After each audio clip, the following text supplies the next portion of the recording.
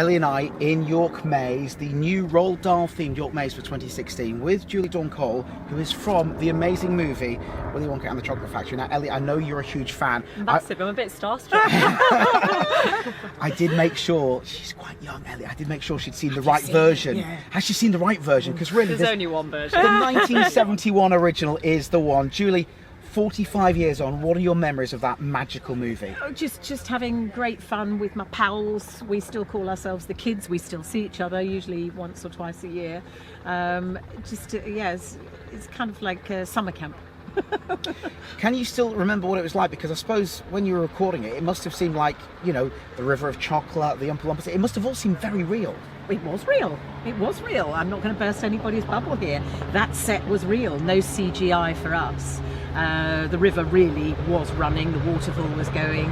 I used to, instead of going to the canteen for lunch, I used to have a picnic by the river. That was that was my lunch. Did you call him Gene or Willy? Was he always Willy Wonka to you? Gene, Uncle Gene. The only person that we never mixed up was Slugworth.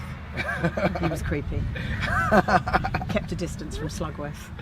45 years on though, do you find it surreal that people still want to ask you about it all the time? Because, you know, I can't imagine you can go through many days where people put two and two together and don't want that every detail. We call it the Wonka effect, because suddenly you see people's face, and when they realise, there's a look that I recognise when they go, so sort of, it's the Wonka effect, which is lovely. So, you know, if things are a bit sticky or the day is not so great or whatever, you just go, and you drop it in, or somebody realises, and it makes everybody smile. Absolutely. So it's nice. It's nice. When was the last time you watched it? Actually, not that long ago. The British film, the BFI on the South Bank, did a screening, and I went along to do a Q&A there. So actually not that long ago. But until recently, I hadn't seen it on the big screen. And when you see it on the big screen, you see a few different things. Alex Brown from our Minster FM team is a huge fan. As we were driving, he was quoting your lines. Do you still know the lines? Of course I do. Snosberry? Who ever heard of a snosberry? It's exactly what Alex sounded like. Uncanny. Yeah.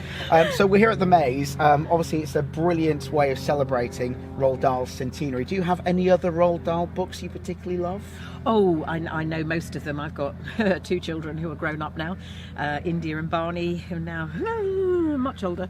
But they were brought up on James and the Giant Peach, the BFG, and some of the stories for adults as well. And I did do a Tales of the Unexpected later on in my career. So, I'm a huge Roald Dahl fan. All right, well, listen, we're going to have a race now. You and Ellie are going to set off. The first one back to... Ellie, get out of the way. I'm Veruca Salt. I go first. I shall let you.